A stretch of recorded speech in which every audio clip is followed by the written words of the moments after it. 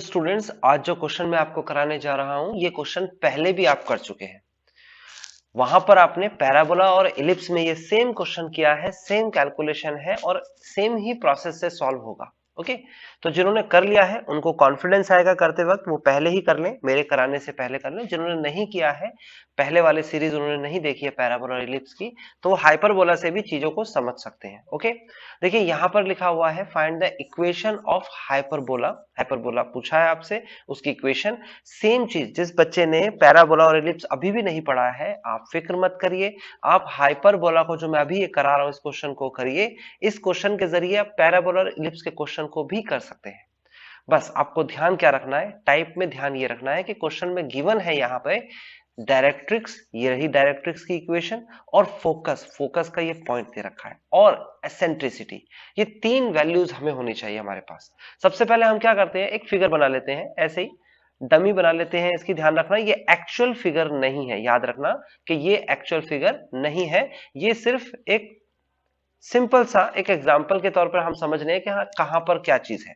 ये हाइपरबोला है आपके सामने। हाइपरबोला में डायरेक्ट्रिक्स देखें तो ये डायरेक्ट्रिक्स है, ये रही डायरेक्ट्रिक्स। ओके, ये डायरेक्ट्रिक्स होती है। यहां पर वर्टेक्स है आपके सामने, वर्टेक्स के अंदर फोकस होता है। जितनी दूरी वर्टेक्स और फोकस की होगी उतनी ही दूरी वर्टेक्स और डायरेक्ट्रिक्स की भी होगी यहां से। ओके, ये ध्यान रखना। उसके बाद आप क्या करेंगे, आपको क्या क्या गिवन है, आपको गिवन है फोकस, तो आप फोकस की वैल्यू रख दीजिए। यहाँ पर फोकस की वैल्यू है 1 और 2।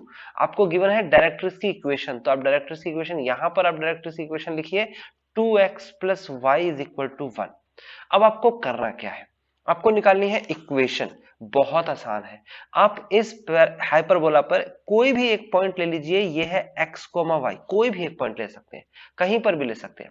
और आप देखिए यहां से जो डिस्टेंस है, देखो मैं आपको डिस्टेंस दिखाता हूं कहां से, ये P से F का जो डिस्टेंस है, P से जो F का डिस्टेंस है, ठीक है, ये वाला डिस्टेंस।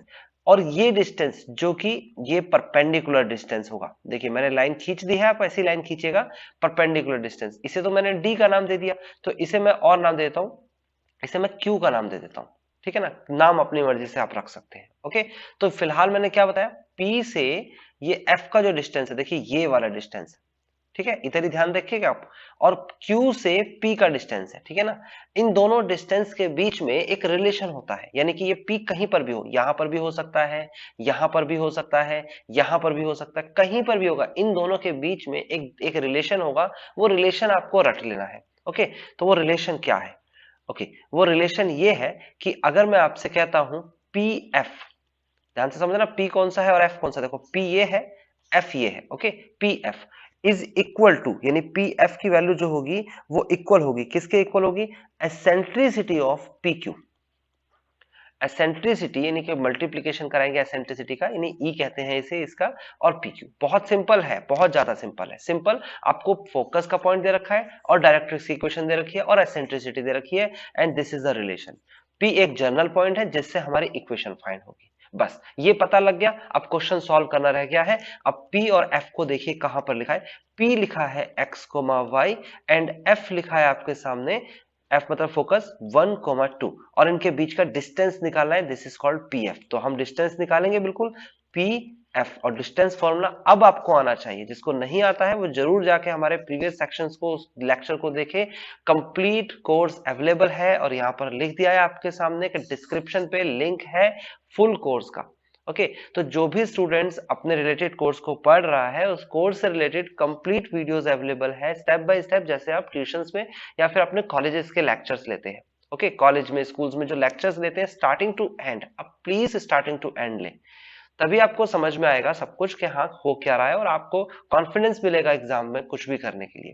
ओके, यहां पर अगर आप सोचो एक क्वेश्चन से आप कोई नॉलेज ले लोगे, तो ऑफ कोर्स वो कभी नहीं हो सकता। फिलहाल मैं कोशिश कर रहा हूं कि इस क्वेश्चन के जरिए आपको वो बाकी की टाइप्स भी सिखाई जा सके। टाइप्स हो सकती हैं, कॉन्सेप्ट नहीं हो सकता। हाइपरबोला, पैराबोला और एलिप्स, तीनों में ही डायरेक्ट्रिक्स और फोकस दे रखा है। एसेंट्रिसिटी भी देगा इलिप्स के केस में और हाइपरबोला के केस में, तो पैराबोला के केस में 1 होती है एसेंट्रिसिटी। ओके, तो यहां पर तीन चीज देनी चाहिए, कौन कौन सी, डायरेक्ट्रिक्स, फोकस, इलेक्ट्रिक, एसेंट्रिसिटी। ठीक है ना, ये याद रख लीजिए, डायरेक्ट्रिक्स, फोकस, एसेंट्रिसिटी दे रखी है, तो सर ने बताया था क्या करना है, ये वाला फॉर्मूला याद करना है। ओके इसमें होगा क्या, इसमें P एक जनरल पॉइंट है जिससे इक्वेशन निकलेगी, P से F का डिस्टेंस, डिस्टेंस फॉर्मूला लग रहा है, और P से Q का डिस्टेंस, और डिस्टेंस यहां पर भी निकालना आना चाहिए एक लाइन और पॉइंट का, अभी मैं सिखाऊंगा। तो डिस्टेंस फॉर्मूला में होता क्या है, डिस्टेंस फॉर्मूला में होता है ये वाला 1, ये देखो 1 माइनस का x, 1 माइनस x का होल स्क्वायर प्लस का 2 माइनस y का होल स्क्वायर। और ये फॉर्मूला कहां पढ़ा था आपने, बिल्कुल सही, आपने 10th क्लास में फॉर्मूला पढ़ा होगा। ओके तो इसे यहीं छोड़ देते हैं, PQ के पास आते हैं। PQ को देखते हैं हम जरा एक बार सही से एक्सप्लेन करके, PQ है क्या। P ये रहा, यानी कि P को मैं यहां लिख देता हूं, P आपको अच्छे से दिखाने के लिए आपको P अलग से लिख के दिखाता हूं, और Q है यहां पर एक point, this is called Q, और Q पे जो पॉइंट है, जो इक्वेशन है, वो इक्वेशन ये है 2x plus Y is equal to 1। तो यहां डर रहा है परपेंडिकुलर, ओके ये देखिए परपेंडिकुलर, तो परपेंडिकुलर डिस्टेंस यानी पी क्यू का जो दूरी है ये परपेंडिकुलर डिस्टेंस है, ठीक है ना, perpendicular distance from a point two the line, एक पॉइंट और एक लाइन के बीच की दूरी कैसे निकलती है। अब तो ये आपको आ भी गया होगा, मैंने बहुत तसल्ली से समझाया था आपको, बहुत सिंपल है, जो लाइन जहां पर परपेंडिकुलर डल रहा है वो लाइन जरूर होगी, उसकी इक्वेशन लिख लीजिए, और कैसे लिखिए, ऐसे absolute value of 2x plus Y minus 1, ये 1 लेफ्ट साइड में आके -1 हो जाएगा, मॉडुलस यानी कि ये एब्सोल्यूट वैल्यू का निशान है, बंद कर दीजिए क्योंकि डिस्टेंस कभी नेगेटिव नहीं होता, अपॉन में रूट ऑफ, फिर x के साथ जो संख्या है वो 2 है, 2 का स्क्वायर, प्लस y के साथ जो संख्या है वो 1 है, 1 का square, at the point of x, y, और भी कोई संख्या यहाँ लिखी होती ना तो उसे ही लिखते हैं यहाँ पर, फिलहाल x और y है तो ये तो जनरल पॉइंट हो गया। ठीक है, अभी क्या करना है, x की जगह पर वैल्यू रख देनी है, तो x की जगह तो x ही रहेगा, y की जगह वैल्यू रख दी है, y की जगह y रहेगा। ठीक है, ओके, तो डिस्टेंस यहीं पर खत्म हो जाएगा, ये है आपका परपेंडिकुलर डिस्टेंस PQ। क्या आया, मॉड्यूलस ऑफ 2x प्लस का y माइनस 1 अपॉन में रूट ऑफ, आप देखिए 2 2 जा 4 एंड 1 1 जा 1, 4 प्लस 1 5, आपके सामने PQ आ गया। अब गौर से देखेंगे, ये PQ है, आपके सामने PF आ गया, आपको ये फॉर्मूला बता दिया गया। अब एसेंट्रिसिटी तो आपको पता ही है, एसेंट्रिसिटी है आपके सामने √3, ओके, एसेंट्रिसिटी है √3, ओके, तीन चीज पता है आपको, सिर्फ रखना है और बस ये आंसर आ गया। देखो कितना आसान क्वेश्चन था, ये आप रखेंगे PF is equal to eccentricity of PQ, तो PF की वैल्यू कितनी है, रूट ऑफ 1 माइनस एक्स का whole square plus 2 minus y का whole square is equal to eccentricity की वैल्यू √3 है, और इनटू में mod of 2x plus Y minus 1 upon में रूट ऑफ 5। ओके, अभी आगे क्या करना है, अब ध्यान से समझिए, बहुत सिंपल है, हम लिखेंगे स्क्वायरिंग बोथ द साइड, यानी कि दोनों तरफ हम स्क्वायर कर रहे हैं।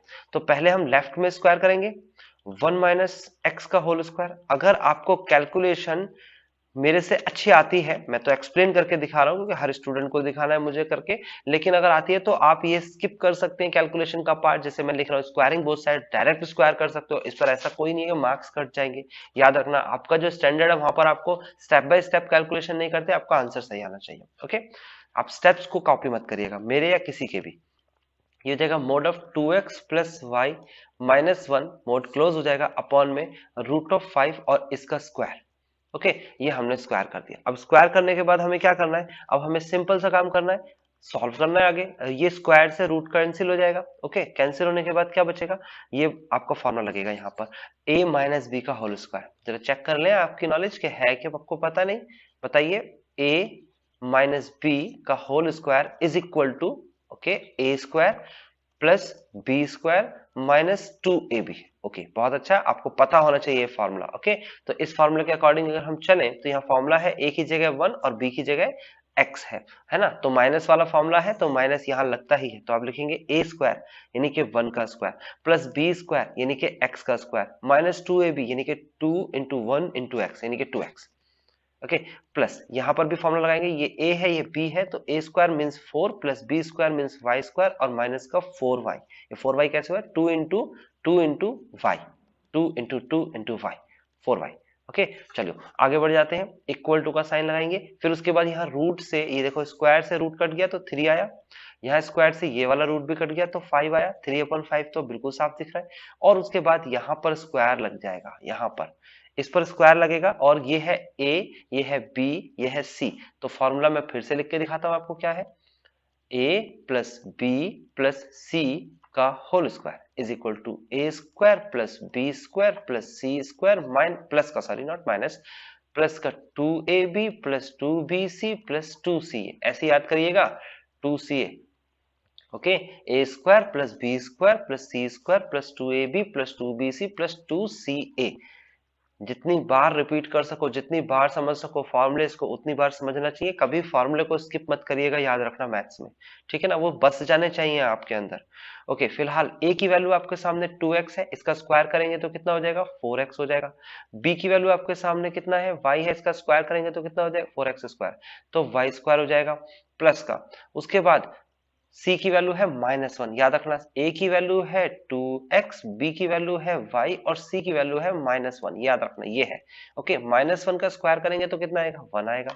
ओके, फिर उसके बाद प्लस का 2ab तो 2 इंटू 2x 2 इंटू में y, तो ये आ जाएगा आपके पास 2 into 2x into y, plus का 2bc यानी कि 2 इंटू y इंटू में -1, प्लस का 2 इंटू में -1 इंटू में 2x। कोई कंफ्यूजन नहीं होनी चाहिए, ठीक है ना, सिंपल सिंपल मैंने लिख के दिखाया। लेकिन आपकी कैलकुलेशन अगर मेरे से थोड़ी अलग भी जा रही है, आपका अपना तरीका है कैलकुलेट करने का, तो आप उसे फॉलो करना, मेरे को फॉलो मत करिएगा कैलकुलेशन में, ठीक है ना, क्योंकि आपका जो नेचुरल टच है वो ज्यादा बेटर होता है अगर कैलकुलेशन की बात करें मैथ्स में।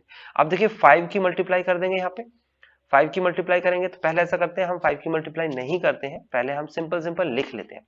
एक्स स्क्वायर लिखा है, बिल्कुल लिखेंगे, फिर वाई स्क्वायर लिखा है, ये भी आ जाएगा, फिर उसके बाद माइनस का 2x, फिर माइनस का 4y, फिर उसके बाद 1 और 4 को ऐड करेंगे तो 5 हो जाएगा। ओके, और अब इस 5 की मल्टीप्लाई भी करा रहे हैं तो हम इसको 5 की मल्टीप्लाई भी करा देंगे, ये रहा 3 बाहर है ही, और उसके बाद 4x स्क्वायर, ये रहा 4x स्क्वायर, प्लस का वाई स्क्वायर, ये रहा वाई स्क्वायर, फिर प्लस का ये लिखेंगे हम 1, ये रहा 1, फिर उसके बाद कितना लिखा हुआ है प्लस का 4xy, एंड देन इसे देखेंगे आप कितना हो जाएगा माइनस का 2y, एंड देन इसे देखेंगे आप कितना हो जाएगा माइनस का 4x। गौर से देखिए, अगर कोई मिस्टेक हो रही है तो उसे भी पकड़ लीजिए मिस्टेक को भी, ठीक है ना। 5 की मल्टीप्लाई अंदर, 3 की मल्टीप्लाई सब में करानी है, तो 5 की मल्टीप्लाई कराएंगे तो 5x square plus 5y square minus का 10x माइनस का 20y प्लस का 25 इज इक्वल टू 3 की मल्टीप्लाई कराएंगे तो कितना आ जाएगा 12x स्क्वायर प्लस का 3y स्क्वायर प्लस का 3 प्लस का 12xy माइनस का 6y माइनस का 12x।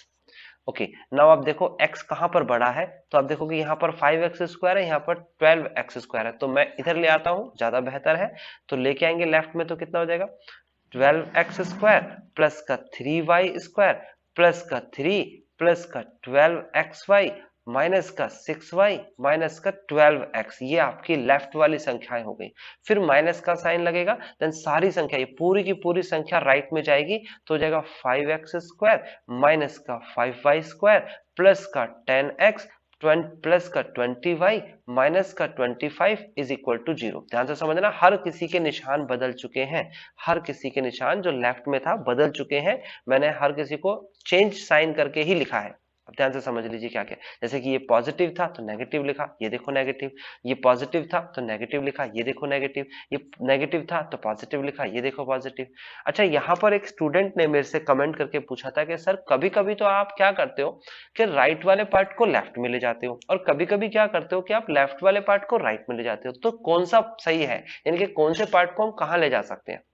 तो मैं आपको सभी को एक बात बता दूं, हमारा अपना तरीका होना चाहिए कैलकुलेशन करने का। देखो, अब सिंपल से एक बात बताता हूं, जैसे कि x प्लस का y इज इक्वल टू, ये लिखा हुआ है आपके पास 3x प्लस का 4y। ओके, ये लिखा हुआ है। अब आपका काम है कि आप इस x को इधर ले आओ, है ना, और इस 4y को इधर ले आओ, क्योंकि x को एक तरफ लेके जाना है, y को दूसरी तरफ लेके जाना है। तो अगर मैं x को राइट में लेके जाऊंगा तो क्या हो जाएगा, देखो 3x के साथ माइनस का x हो जाएगा। 4y को लेफ्ट में लेके आऊंगा तो क्या हो जाएगा, देखो y के साथ माइनस का 4y। आंसर क्या आएगा, घटाएंगे तो इसका आंसर आ जाएगा आपके सामने, इसका आंसर है माइनस का 3y इज इक्वल टू, इसका आंसर है आपके सामने 2x। ओके, अब आपके सामने ये आंसर आ चुका है, माइनस का 3y बराबर होता है 2x के। अब ऐसा करते हैं, हम इसको किसी और तरीके से समझते हैं। इसी क्वेश्चन में हम क्या करते हैं, x प्लस का y is equal to 3x plus का 4y था। पिछली बार मैं x को लेफ्ट में ले गया था, अब की बार मैं ये 3x को सॉरी राइट में लेके गया था, अब की बार इस 3x को मैं लेफ्ट में लेके आता हूँ। 3x को देखो यहाँ पर एरो लगाया मैंने लेफ्ट में, और y को अब की बार मैं राइट में लेके जा रहा हूँ। ओके, तो x माइनस का 3x इज इक्वल टू हो जाएगा आपके पास 4y माइनस का y। यहां पर इसे घटाएंगे तो कितना आ जाएगा माइनस का 2x, यहां पर इसे सॉल्व करेंगे तो कितना आ जाएगा प्लस का 3y। अब देखो जरा कि आपके सामने ये लिखा हुआ है कि माइनस का 3x बराबर में होता है किसके, माइनस का 3y, सॉरी माइनस का 3y बराबर में होता है 2x के। यहां पर लिखा है माइनस का 2x बराबर होता है 3y के। आप बताइए इसमें फर्क क्या है, एक वैल्यू निकाल के देखते हैं। पहले मेरे को y की वैल्यू निकालनी है, तो y की वैल्यू के लिए मुझे ये 3 डिवाइड में लेके जाना पड़ेगा, 2x अपॉन में माइनस 3। यहां पर भी y की वैल्यू निकालनी है तो 3 को डिवाइड में लेके आना पड़ेगा, माइनस का 2x अपॉन में 3 is equal to y।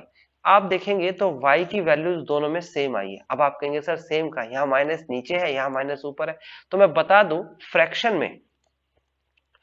Fraction में अगर p अपॉन q है ऊपर माइनस लगाओगे तो भी ठीक है, p अपॉन q है नीचे माइनस लगाओगे तो भी ठीक है, p अपॉन q में बीच में माइनस लगाओगे तो भी ठीक है। यानी कि फ्रैक्शन के केस में माइनस ऊपर लगेगा नीचे लगेगा या बीच में लगेगा, तीनों का सेम आंसर होता है, तीनों बराबर होते हैं। तो यानी कि ये आंसर इस आंसर के बराबर है। तो वो स्टूडेंट जिसने मुझे पूछा कि लेफ्ट में लेके जाऊं पहले या राइट में लेके जाऊं, तो ये आपके ऊपर है, आप जिस भी तरीके से करोगे सॉल्व आंसर सेम आएगा। हाँ, नेगेटिव पॉजिटिव का फर्क दिखेगा तो वो कुछ नहीं है, आप दोनों तरफ माइनस से मल्टीप्लाई कर दो या माइनस कॉमन ले लीजिए, आपका आंसर और मेरा आंसर हमेशा इक्वल होगा।